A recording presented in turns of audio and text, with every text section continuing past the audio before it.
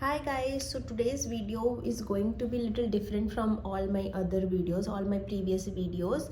It's because I'm not going to talk about anything related to INICT or AIMS, non-clinical, clinical branches. I might talk about it later on, but in this video we're going to talk about how you should be consistent, disciplined and productive during exam days.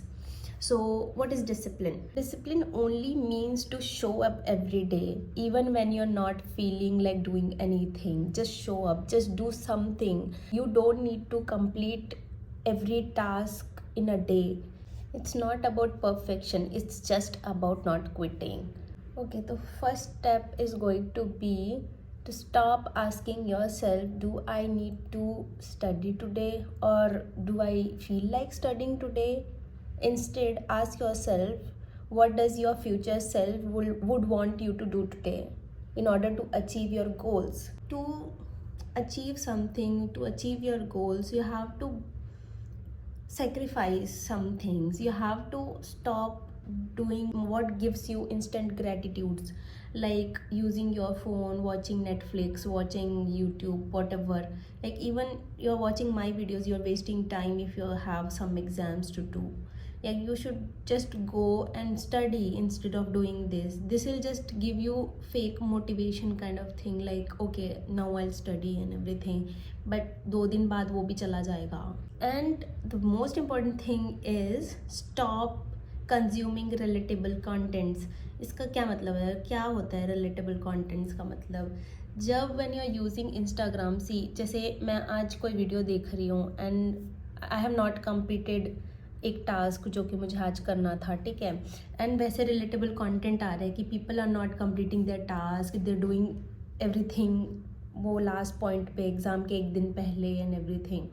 तो you feel like अरे सब तो कर रहे हैं वैसे ही, I can also do, I just prepare, I have time and everything. तो until you will be doing this, कि you'll be watching videos, seeing people enjoying their life and everything, you cannot achieve what you want. So stop doing that, stop scrolling mindlessly, because at the end you become a person what you consume. So here are some tips for you to be productive even on the days when you don't feel like studying and you don't feel like doing anything. Okay, so first is going to be stop over planning, क्योंकि clarity creates productivity. क्योंकि अगर आप एक ही दिन में बहुत सारी चीज़ें प्लान कर लोगे ना तो you will and up doing nothing in a day, क्योंकि वो ऑटोमेटिक ब्रेन को लगने लग जाता है इतना सारा टास्क है, how will I do everything in a day, and you end up doing nothing.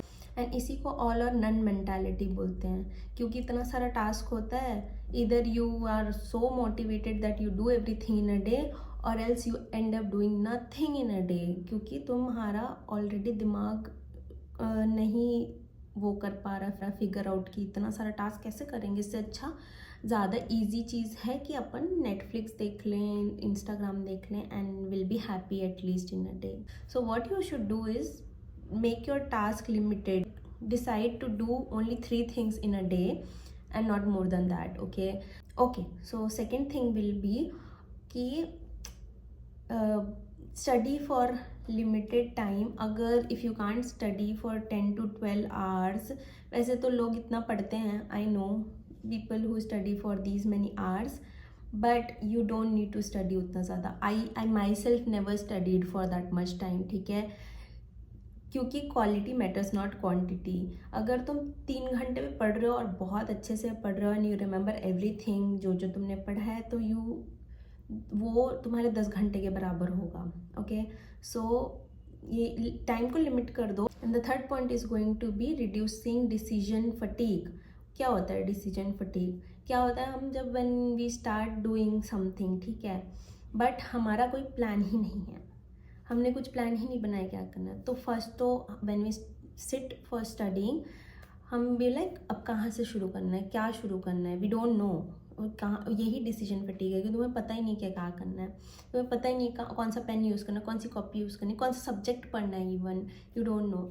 तो इसको रिड्यूस करने के लिए क्या करना होता है कि एक दिन पहले you decide what to study, कितना टॉपिक पढ़ना है, कौन सा सब्जेक्ट पढ़ना है, कहाँ पे बैठ के पढ़ना है, कितने टाइम पे पढ़ना है। और एक और चीज़ कि अपना जो स्टडी प्लेस है उसको क्लीन रखो ताकि तुम्हें पढ़ने का मन करे। ऐसा नहीं कि पढ़ने बैठे, अरे टेबल क्लीन नहीं लग रहा, पहले टेबल ही क्लीन कर लेते हैं। अच्छा मेरे को वो वाला टास्क करना था, मैं तो भूल ही गई, कल छूट गया वो, चलो वो कर लेते हैं पहले, उसके बाद पढ़ने बैठेंगे। तो ये सब को एलिमिनेट करना होता है पहले दिन ही, ताकि नेक्स्ट डे तुम्हारे पास कुछ ना बचे एंड सिर्फ पढ़ाई करो तुम। सो एट लास्ट मैं यही बोलूँगी कि be consistent, be disciplined. Discipline is the key, ये मैंने पहले वीडियो में ही बोला था INICET वाले, कि डिसिप्लिन पर्सन ही इसको क्रैक कर सकता है। Not only this but other exams also. So जिस दिन से पढ़ाई चालू किया ना, वैसे ही कंसिस्टेंसी मेंटेन रखो लास्ट डे तक। ऐसा नहीं है कि you should study every day with the same pace, उतना ही कंटेंट हर दिन पढ़ना है। मैं खुद इतना कंसिस्टेंट नहीं थी, मैं हर दिन 10 घंटे नहीं पढ़ सकती थी, 8 से 10 घंटे। किसी दिन वो 4 घंटे हो जाता था, किसी दिन 3 घंटे हो जाता था, but at least I showed up every day and you have to do the same, because your dream rank does not depend on one perfect day but it depends on small consistent days. क्योंकि you will not realise it now, but जब तुम वहाँ पे पहुँच जाओगे ना, अपना dream rank लेके, ड्रीम जॉब, ड्रीम ब्रांच लेके, ऐसे कॉलेज में जाओगे जिसका लाइक इम्पोर्टेंस नेशनल लेवल पे है, लाइक IIT और NIT और क्या बोल रही है INICET, AIIMS, then you will realise कि अच्छा हुआ मैंने पढ़ाई कर ली। क्योंकि आई डू दैट, मैं हर एक दिन मुझे ऐसा लगता है कि अच्छा हुआ मैंने तब मेहनत कर ली। 4-5 महीने ही की मेहनत लगती है, पता है। You just have to be consistent, be disciplined, रोज़ मेहनत करो कुछ दिन के लिए ही, और तुम्हें फिर लाइफ टाइम का अचीवमेंट मिल रहा है इससे।